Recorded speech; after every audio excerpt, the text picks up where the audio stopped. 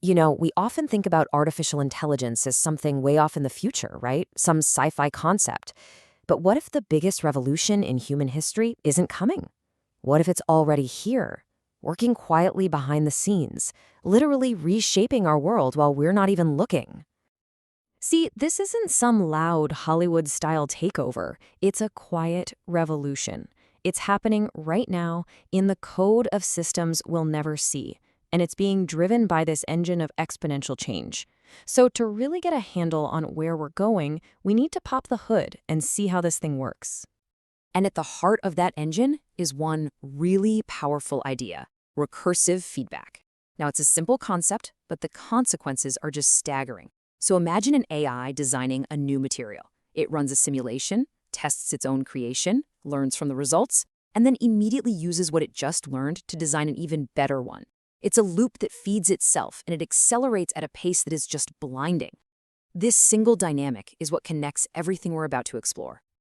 So where do we start? Well, let's go to the highest stakes arena you can possibly imagine, where this transformation is happening at, frankly, terrifying speed: modern warfare. And this isn't science fiction anymore. This is the new reality of how conflicts are fought.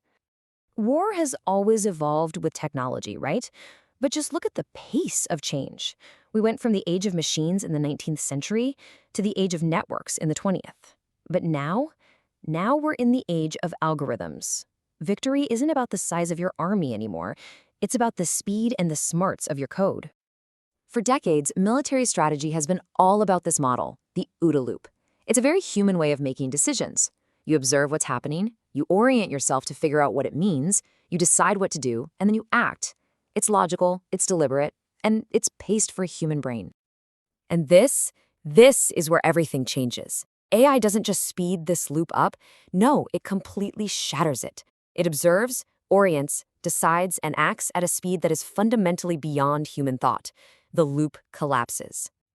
And look, this is not some theoretical idea. This is happening right now. Autonomous drones are identifying targets in milliseconds. Cyber defense systems are stopping attacks before a human alarm can even go off. And this creates this terrifying feedback loop. As one side develops a smarter defensive AI, the other is forced to create an even faster, more powerful offensive AI. It's an arms race fought entirely at the speed of machines. This is where that quote from strategist Thomas Schelling just hits so hard. The real danger isn't just an irrational enemy anymore, it's an irrational system. When machines are making life or death decisions in microseconds, who's accountable? The whole idea dissolves into this algorithmic fog. If something goes wrong, who do you blame? The programmer? The commander? The AI? That's the challenge. Our own systems are starting to move faster than we can control or even understand. Okay, but it's not all conflict. Let's shift gears here from destruction to creation, because the exact same principles are driving one of the greatest revolutions in the history of medicine and biology. So, back in 2020, something profound shifted. For 50 years, one of the toughest challenges in all of biology was predicting how proteins fold into their complex shapes. Then, an AI called AlphaFold just solved it. It took something that required years of hard work in a lab and compressed it down to a few minutes of computation. Literally overnight, biology was changed forever. You see, for all of human history, medical discovery was kind of like navigating a giant maze in the dark. It was all trial and error, just hoping you'd stumble upon a cure by chance. AI completely flips that script. We are moving from an age of searching for solutions to an age where we can actually design them from scratch. We can now look at a problem like a virus and use AI to design the perfect molecular key to unlock it. But, and this is a huge but, this incredible power comes with a monumental risk. It's the ultimate dual-use dilemma. The very same technology, the same algorithms that can design a life-saving vaccine, could just as easily be used to design a brand new, very dangerous pathogen. Creation and destruction become two sides of the same powerful coin. Okay, so AI is rewriting the rules of conflict and biology.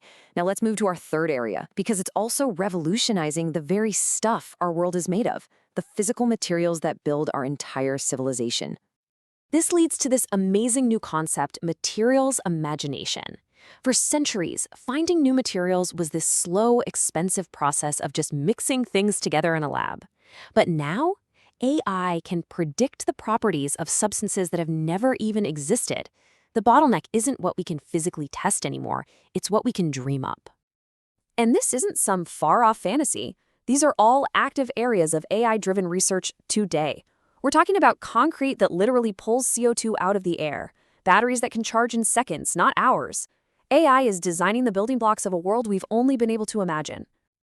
And the ripple effects of this are just enormous. This isn't just about cool new gadgets. This is about fundamentally transforming our biggest global industries. We're talking about speeding up the green energy transition, building sustainable cities, making our supply chains more resilient. This quiet revolution in materials is going to have some very loud, very real consequences for all of us. So we've looked at war, at medicine, at the very matter that makes up our world. Let's tie it all together and ask the ultimate question. In this new age of machine discovery, what's our job? What is the human role in all of this? The common thread here, the pattern that links warfare and medicine and materials, is that core idea we started with, that recursive, exponential feedback. The time it takes to go from a new idea to a real-world thing is shrinking, from years to months to, in some cases, seconds. Human effort just isn't the bottleneck anymore. So that brings us to this absolutely critical question. If machines are now the engines of innovation, faster and more powerful than our own minds in these areas, what's left for us to do? What is the uniquely human part? The answer isn't to try and compete with the machine on speed. I mean, that's a race we've already lost. Our role has to shift. We need to go from being the engine to being the navigator. Our job is providing the discernment to pick the right problems, to embed our values deep inside these systems, to have the courage to set boundaries, and the foresight to steer all this incredible power towards good. We really are at a historic tipping point.